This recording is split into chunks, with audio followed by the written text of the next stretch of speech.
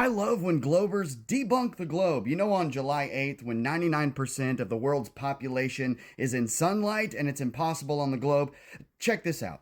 They have a little opening chat before Dave moves on to what he's calling the impossible day. Let's get into it.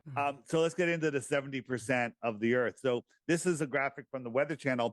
You can't light a ball up like this. The line should be halfway. It shouldn't light up more. That's game over right there. We're not a globe.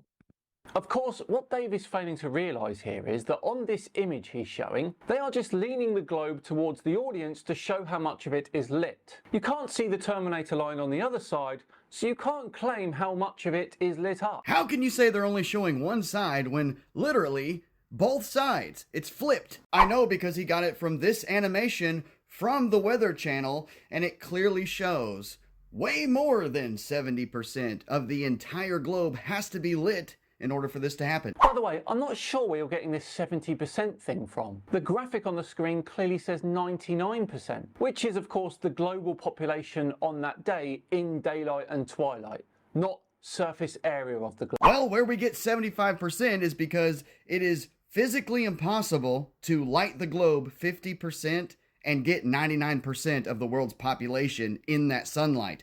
Google's AI says it would be approximately 86% of the globe covered in light in order to get 99% of the population. And ChatGPT, what do you say? On July 8th, because most people live in the Northern Hemisphere, the majority of the world's population is in daylight. For that to happen, all continents except Australia need to be in sunlight at the same time, which means that about 70% of the Earth's surface is illuminated.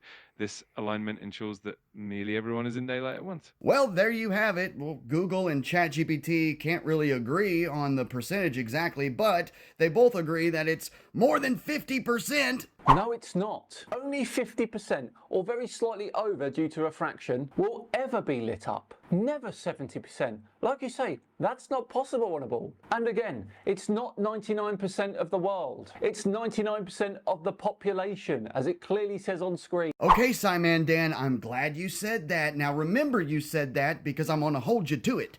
Oh, and real quick, just in case you miss it, here it is demonstrated on the flat Earth model. There's all the sunlight where it needs to be. Now let's look at it on a globe. So here we have a globe set up at its 66.6 degree tilt. We have a sun on the other side of the garage. Now here, that pink is Australia. We're going to put Australia right in the dark, just like it is. And then we're going to run around to the other side and we're going to take a look. And Houston, we have a problem. All of South America is in the dark. Now, at first glance, this looks awful for the globe, but if you have a look at their setup, you can see why it's wrong. They have the tilt of Earth as if it's the summer solstice, June the 21st, but the date on their map they just looked at was August the 13th. I'll mock it up with my globe in the correct position so you can see how it works. Oh, okay, so we might be wrong. All right, Sciman Dan, educate us. Show us on the globe how it works. Right, so you can see here that I have the globe set up off center. So this here would be the summer solstice, but I've got it now set up here. So this is sort of August time. You can see clearly that the US coastline is just in the dusk there as per the diagram. And if you come around here, we can see that China is in sunlight and dusk. So it absolutely is possible to do on a globe. As I said, completely plausible on a globe. Sciman Dan, you have on screen half of China and Russia in the dark. Here's your Terminator line, and look at all of this land in the dark. How do you show your people this with honesty and integrity? They're looking at this, and you're calling this a debunk video?